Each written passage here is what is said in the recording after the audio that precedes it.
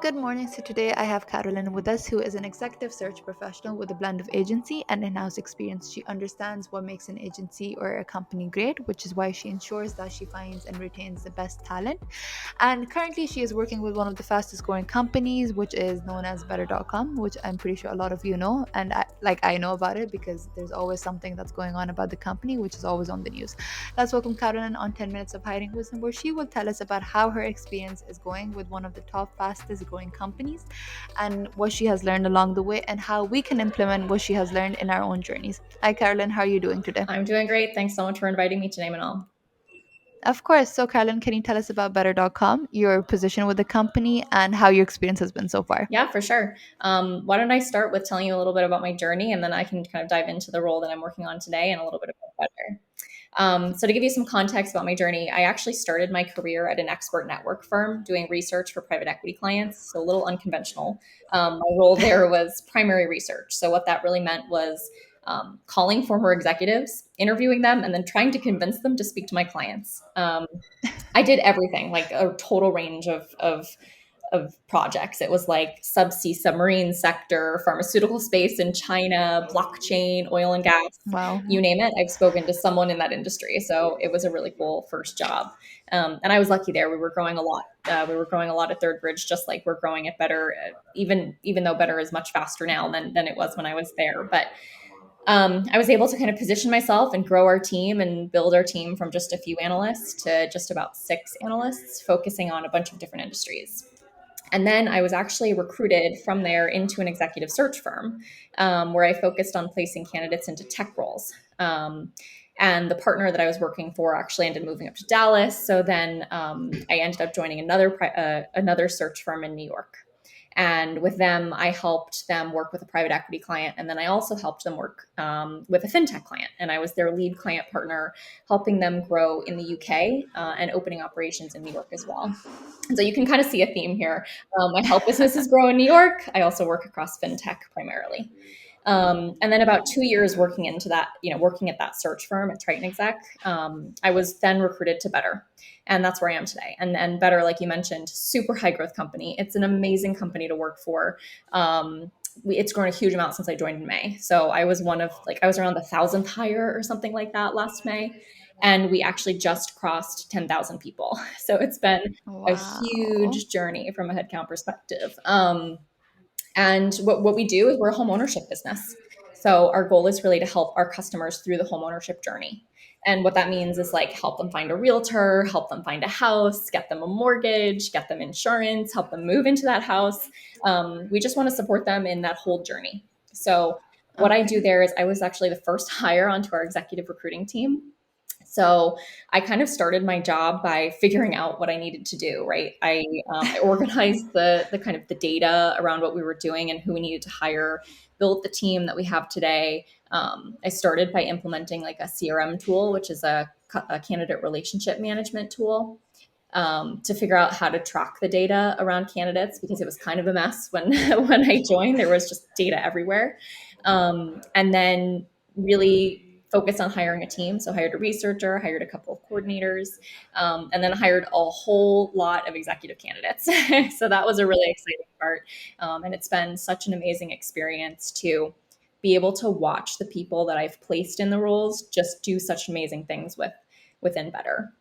On top of that very full time job, I actually am in the middle of an MBA program with Johns Hopkins Carey School of Business. And there I'm focusing on entrepreneurship and technology. And then, in my free time, when I have free time, I work with an organization called Streetwise, which helps pair business professionals with mentees who are underemployed or unemployed in order to help them grow skills and resources and networks to help them get and keep a job. Can I just say I am so admired. I admire you so much, specifically because I thought I was doing so much, but you're helping a company grow so fast. You're doing an MBA, then you're volunteering. How do you find that the right amount of balance? Because usually people work towards, like, if they're studying, they study too much. If they're working, they work too much. How do you find the right balance? And on top of that, you decide to volunteer. So how do you make sure you can give enough time to each of the activities that you do? Yeah, I mean, that's a good question. Really, it's just I have a lot of energy and I need to put it somewhere. So it's my way of stress release to just do more. And sometimes it's a little crazy and sometimes it gets to be too much. And I have had to learn to say no. And I've had to learn to ask for help. And that's been a big kind of shift in my like work philosophy in particular. But I have a great team at work, a team that kind of backs each other up when we need to be backed up. I have great classmates in my classes, and if I have something for work, I jump to that, and they know and they understand because we're all working, right? Um, and I think it's just been a really exciting time, and I feel really lucky to be able to do all of it. Well, I'm glad it's working out for you specifically, because I think a lot of us usually take on so much responsibility and then we're like, okay, I can't seem to do that. But I'm glad that you figured out how to say no, because usually a lot of people are like, oh, yeah, of course I'll do it. And then a week later, they're like, I can't do this. And then it's just like, it's just hard. So, congratulations on figuring that part out, because I think that's one of the hardest parts. Carolyn, I'd love to hear about, you mentioned that you were recruited into better.com. So how you as an, and then you recruited people yourself. So how has the experience been like, finding the right talent and everything? You must have learned so much along the way. So for job seekers out there, what are some key advices that you would have when they're looking for Yeah, that's a jobs good themselves? question. So I would say around advice, some of the things that I tell the folks that I mentor with Streetwise, or even friends who are looking for new jobs, like the biggest couple of pieces of advice I would say are try to understand your career goals before you go after trying to find the next career for you or the next job for you, because the more confidence that you have around what you want to do, the easier it is to do it. So like if I think about my early career, I had no idea what I wanted to do, right? I started working in the expert network space because that's the job that I got, right? And I started to realize when I worked in that space what a great role it was for a first role, because it let me really think about a bunch of different industries, right? Since I mentioned to you guys all about the types of kind of industries that I was researching, I knew after I worked in the subsea submarine sector doing a project on that, that probably wasn't the right sector for me. I wasn't super passionate about it. Then I started to work on tech and I started to realize, well, I probably am not going to be somebody who codes. I don't have that skill set. But what I could do is recruit those people that code. And what I actually started doing was in my job, I started slowly convincing my friends to come work for the same company. And I ended up doing that. And my boss was like, do you want to be a recruiter? Because you're recruiting all your friends. And I'm like, I guess I am. So I kind of fell into it. And I think at that point, I really started to realize that for in what I want in my career. And so I really urge people to like sit down and actually think about their value system, like what they love to do, what they're passionate about, because that's what makes you happy in the end of the day, right? So the earlier you can come to an agreement with yourself and what you want to do, the easier it's going to be later. And then the second piece of advice is network. I mean, like I mentioned, I was recruited to like pretty much every job I've worked for, which is extremely lucky. But building my network and building your network, like follow up with your network, talk to the students that you're in school with today, talk to your family members or your friends of your family or the person in the coffee shop, because you never know like who's going to recruit you, right? And find some recruiters to network with too, because the reality is the majority of those recruiters want to help you. Like in my past, they've always kept an eye out for me. They have a huge amount of knowledge around salaries and like what teams look like in those companies, and they want to help you. So I always suggest befriending a couple of recruiters because that can help. Um, yeah. Okay.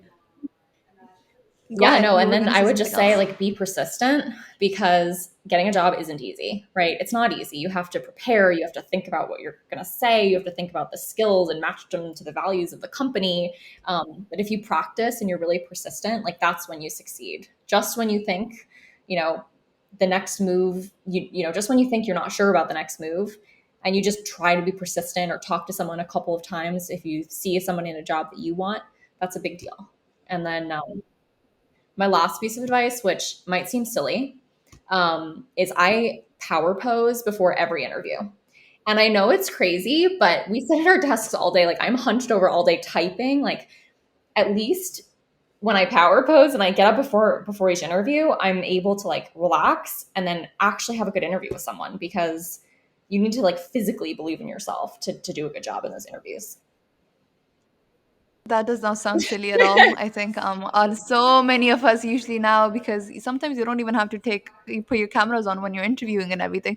So people are laying in their bed comfortably, even in their PJs and everything, and they don't even realize that that might affect their whole mood. They might affect their tone and everything, and you might come across as non-serious even if the interviewer can't see you. So I can definitely see that, and I can definitely see how that could be implemented to me as well. Usually I can be lazy, but I try not to be, and that's something that I've learned over time. But thank you so much for sharing that, Carolyn. Carolyn, I think that was pretty much it. We'd love to keep things short, but it was an absolute pleasure learning about you, about how you ended up at better.com, what you have learned, and some of the amazing advices that you gave. It was an absolute pleasure learning from you, and I wish you all the best managing your volunteering, your job, and your MBA program. And I wish that you all the more Awesome. Thank you so success. much, Manal. It's been such a pleasure. I'm humbled that you had me.